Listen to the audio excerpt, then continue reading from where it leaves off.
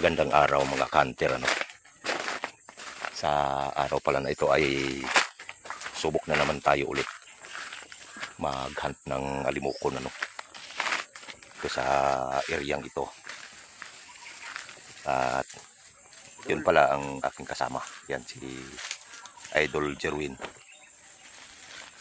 Hunting naman kami mga idol.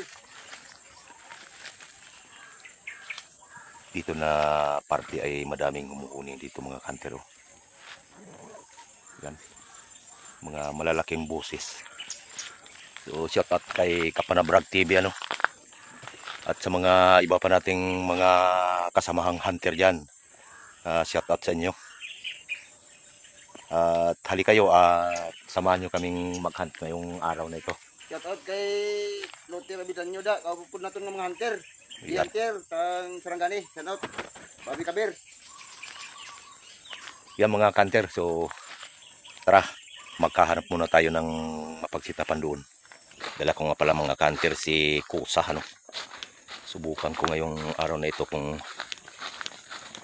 ano na ba ang kanyang galawan ngayon dahil sa hindi pa masyadong matigas yung kanyang buntot dahil sa paglugon niya ng mga nakaraan. So, subukan natin ngayon kung okay na ba siya.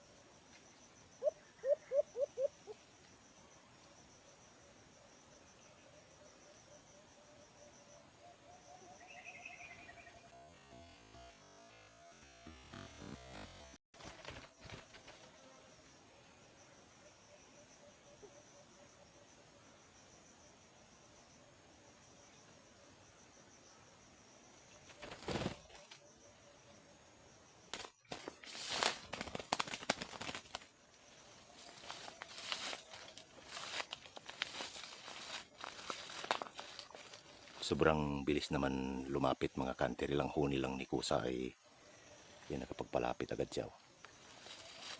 So hindi pa nga siya lumimlim sa kanyang pugad, ano. So sit na pa tayo.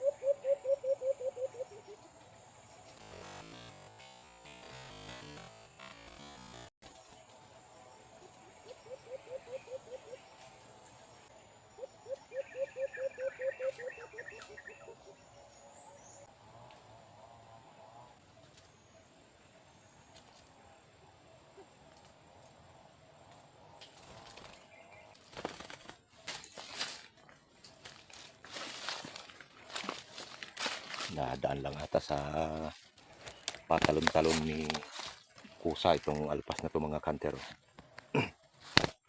So napakawais din. Isa pala itong sunson mga kanter ang kanyang huni. Pero si kusa ay talagang wala talagang masyadong galawan si kusa ngayon. Dahil sa ayan, tingnan ninyo ay wala pa siyang buntot dahil naglulugon kasi siya, no. Pero ayan, oh, nadali niya itong wais na alimokon. Nadaan niya ata to sa patalon-talon, ano. Dahil siya ay humihinto na siya sa pag-akit ngayon. Yan, oh. Isang lalaki, wais. At palahoni din ito mga kanter. Sita pa tayo.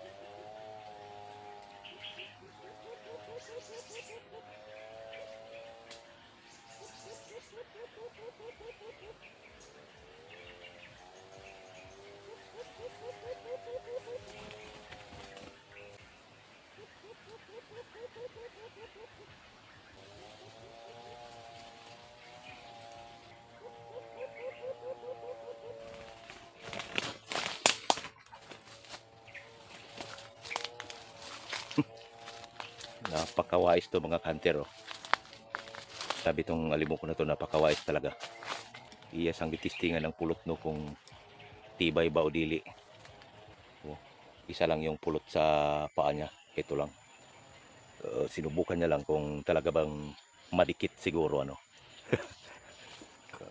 Yan. Bali, pangatlo na to na nakuha natin, ano.